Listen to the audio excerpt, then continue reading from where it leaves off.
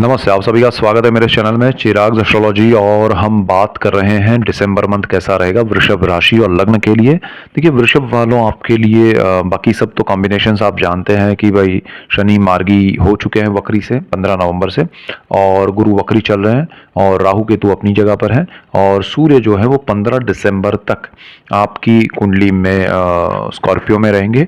और ये बहुत इंपॉर्टेंट है कि वो स्कॉर्पियो से 15 दिसंबर को निकल जाएंगे, तो उसका भी हम असर समझेंगे। बुध का एक ट्रांजिट जो है वो स्कॉर्पियो में चल रहा है।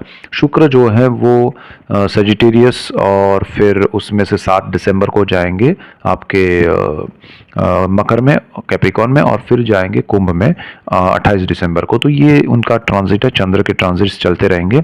और गुरु वृषभ में है ऑलरेडी, तो वो देखिए कुंडली में ये सारे जो ग्रह हैं उसमें मंगल जो है वो अपनी नीच राशि कर्क में चल रहे हैं। तो ये स्थितियां ये इंडिकेशन दे रही है कि दिसंबर मंथ में वृषभ वालों को गुरु का पॉजिटिविटी आपको मिलेगा। गुरु आपको बहुत पॉजिटिव रख रहा है, आपका मॉरल हाई है, आप सही दिशा में सही चीज़ें सोच सकते हैं, लेकिन करना नहीं करना वो डिपेंड करेगा। बिकॉज आपके ग्रह जो हैं पर्सनल चार्ट के, वो आपको कितना इफेक्ट दे रहे हैं पॉजिटिव नेगेटिव, वो आपको समझना पड़ेगा। आपकी दशाएं क्या है, क्यों ये मैं बात कर रहा हूँ। सपोज एक एग्जांपल से समझते हैं कि गुरु आपका सेकंड जो 2 नंबर की राशि यानी आपका लग्न है, आपकी राशि है वृषभ, उसमें चल रहा है, और वहीं पर आपकी कुंडली में राहु है, तो वहाँ चांडाल योग हो जाएगा। जो गुरु आपको बेनिफिट कर रहा है वही आपके लिए नेगेटिव हो जाएगा इस योग की वजह से। कॉम्बिनेशन रॉन्ग है। अब चंद्र आपकी कुंडली में, आपकी राशि वृषभ है तो चंद्र वहां पर है, और वहां पर गुरु भी है, तो चंद्र गुरु का गजकेसरी योग हो रहा है, वो आपको डबल लाभ देगा। तो ये कॉम्बिनेशंस क्या बन रहे वो भी समझना पड़ेगा। तो इसके लिए आपको आपका चार्ट पता होना चाहिए। अब आपको ये दिसंबर मंथ में सूर्य जो है वो गुरु की भी दृष्टि में है, मंगल की भी घर में है, मंगल के घर में है, और मंगल उस स्थान का मालिक होकर नीच राशि में है। शनि आपका सूर्य पर दृष्टि कर रहा है, वक्र थी अब मार्गी हो गई, और आपका राहु भी सूर्य पर दृष्टि कर रहा है। तो देखिए सूर्य कितना जबरदस्त इफेक्ट में है, और आपके सुख भाव का मालिक है। तो आपको चतुर्थ भाव जो है जमीन मकान वाहन माता, उसको लेके बहुत ध्यान रखना पड़ेगा। उसमें आपके निर्णय गलत हो सकते हैं। आप कोई बड़ा छलावा में आ जाए, किसी की बातों में आ जाए, और आपका अच्छा कोई घर है वो बेच दे, आपकी अच्छी प्रॉपर्टी है वो बेच दे, या कोई अच्छी प्रॉपर्टी नहीं है या ज़मीन नहीं है वो आप परचेज कर लें, ऐसा गलती आप कर सकते हैं। माता के लिए आपके उनकी हेल्थ को लेके आप कोई बहुत कॉन्शियसली कुछ करें तो ध्यान रखिए कि ओपिनियन लेके करें। जैसे ही कुछ अचानक से आया तो डर के या घबराहट में कुछ कर लिया तो वो सही नहीं होगा। सो बी क्लियर कि यहाँ पर ओपिनियन लेना है, शांत मन से आगे बढ़ना है। तो आप इसमें कमेंट्स में भी ज़रूर लिखिएगा कि आपको ये जो गुरु या शनि जो वक्री मार्गी हुए हैं उसके इफेक्ट क्या मिले लाइफ में, उसको आप ने क्या ऑब्जर्व किया वो भी लिखिएगा, ताकि मुझे अच्छा लगेगा कि आप को मैं जो बातें बताता हूँ वो आपके जीवन में आप ऑब्जर्वेशन में भी रखते हैं अपने चार्ट को, और खुद को लाइफ में रियलिटी में क्या हो रहा है, तो वो आपके लिए और आगे उसके अच्छे रिजल्ट्स पाएंगे आप, उससे आपको बेनिफिट होगा एस्ट्रोलॉजी का, तो वो करना ज़रूरी है।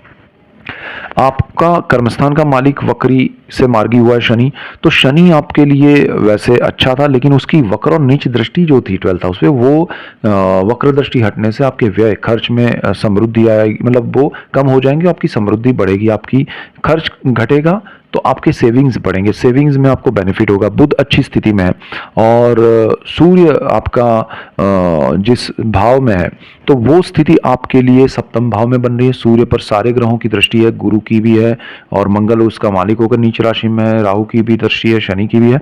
सप्तम भाव पार्टनरशिप का है, लाइफ पार्टनर का है, उनकी हेल्थ को लेके, उनके साथ बिजनेस को लेके, उनके साथ रिलेशनशिप को लेके, जो भी है पार्टनरशिप में, लाइफ पार्टनर और बिजनेस पार्टनर, वो संभालिएगा, उसमें प्रॉब्लम्स आ सकते हैं। और ये चीज़ देखिए 15 दिसंबर के बाद सूर्य ट्रांजिट कर जाएंगे सजिटेरियस में, तो बहुत आपके लिए डाइल्यूट हो जाएंगी चीज़ें, नेगेटिविटी कम हो जाएगी।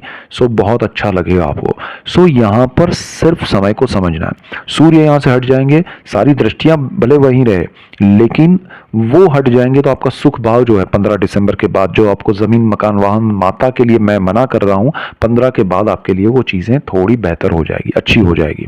तो सूर्य आपके लिए अच्छे हो जाएंगे। सो सप्तम भाव में भी आपके लिए नेगेटिविटी कम हो जाएगी। ठीक है, यहाँ पर आपको अगर विदेश जाना है या कुछ भी करना है तो आपका विदेश का मालिक जो है वो मंगल है, जहाँ पर 1 नंबर लिखा है वो नीच राशि में चल रहा है। आपको विदेश जाने में ध्यान रखना चाहिए, चाहे आप स्टूडेंट है, हाउस वाइफ है, घूमने जाना चाहते हैं, आप फार्मर है, आप सीए है या इंजीनियर है, डॉक्टर है, कुछ भी है, आप किसी भी एज में है। सो आपके लिए ये समय समझना बहुत ज़रूरी है। मंगल जिस तरह से नीच राशि में बैठा है आपके लिए 3rd हाउस में, साहस पराक्रम पे आपको ध्यान देना पड़ेगा। जो बातें आपको नहीं समझ में आती उसमें कूद मत पड़िएगा, मज़ा नहीं आएगा, लॉसेस होंगे। और आपके लिए भाग्य का सपोर्ट मंगल की वजह से ही मिलेगा। मंगल की उच्च दृष्टि आपके भाग्य भुवन पे है, वक्र और नीच दृष्टि गुरु की भी है, लेकिन फिर भी मंगल की उच्च दृष्टि और ये बैलेंस होगा तो भाग्य आपको सपोर्ट करेगा।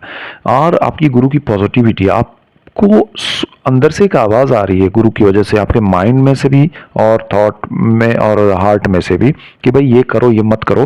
फिर आप उसको अवॉइड करके कुछ और करेंगे तो आपको डेफिनेट लॉस होगा। आप अपने विचारों को शेयर कीजिए, उसके ओपिनियन लीजिए और फाइनल निर्णय पे आइए। उसमें भी आपको सपोर्ट अपने ही विचारों का मिलेगा आपको, और सही दिशा मिलेगी, उसको फॉलो कीजिएगा तो आपको लाभ होगा। आपका राहु जो है वो 11th हाउस में बैठा है, 6th उसके बिल्कुल सामने पंचम भाव में केतु है। दोनों स्थान को लेके अभी भी आपको ध्यान रखना है। अगर आप स्टूडेंट है तो पढ़ाई में थोड़ा हार्डवर्क बढ़ाना पड़ेगा। अगर आप के बच्चे स्टूडेंट है तो आपको ध्यान देना पड़ेगा उनको विदेश भेजने में या पढ़ाई के लिए कहीं दूसरे शहर में, स्टेट में भेजने में थोड़ा ध्यान रख के भेजिएगा, उसमें कुछ प्रॉब्लम्स हर्डल्स आ सकते हैं। राहु आपके खर्च बढ़ा सकता है बच्चों को लेके, और आपका बच्चों को कोई बिजनेस में या जॉब में कुछ करना है, चेंज करने हैं, कुछ बड़ा निर्णय लेना है तो ये थोड़ा समय रुकना चाहिए।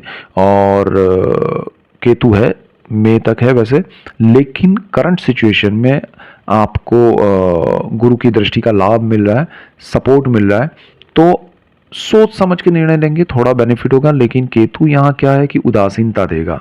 आप अच्छी चीज़ मिलेगी तो भी आपको लगेगा कि ये सही नहीं है, तो वो डबल माइंड होना, अगर आप स्टूडेंट है तो या आपके बच्चे हैं तो वो प्रॉब्लम रहेगा। लेकिन गुरु की दृष्टि से वो बचते जाएंगे, निकल जाएंगे, अच्छे से आगे बढ़ जाएंगे।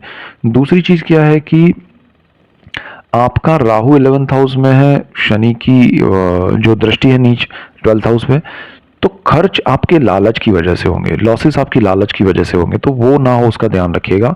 दिसंबर मंथ में जुपिटर पॉजिटिविटी दे रहा है और सूर्य मिड ऑफ दिसंबर से ट्रांजिट कर जाए, उसके बाद आपको काफ़ी अच्छा लगेगा, काफ़ी रिलीफ मिलेगा।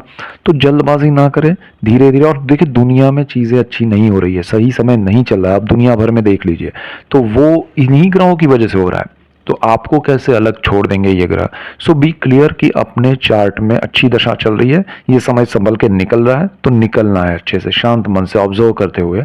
यहाँ कुछ बड़ा करने की या जल्दबाजी में कुछ पाने की कोशिश करेंगे तो प्रॉब्लम्स आएंगे, और वो प्रॉब्लम्स किस लेवल के होंगे, बड़े या छोटे, जल्दी या स्लो, तो वो डिपेंड करेगा आपके पर्सनल चार्ट के ग्रह और दशाओं के कॉम्बिनेशन के साथ, मतलब ग्रह ट्रांजिट के कॉम्बिनेशन के साथ पर्सनल चार्ट के कॉम्बिनेशन। सो ये ज़रूरी है समझना। सो ऐसे ही डिटेल वीडियोस मैं आपके लिए लेके आ रहा हूँ, इसलिए आपको मेरा चैनल चिराग एस्ट्रोलॉजी लाइक करना है, शेयर करना है, सब्सक्राइब करना है, बेल आइकन जरूर दबाएं, आपको लाभ हो, और आपको लाभ होगा तो मुझे खुशी होगी। So that's it for today, keep watching Chirag astrology. Thank you for watching, God bless you and goodbye, thank you.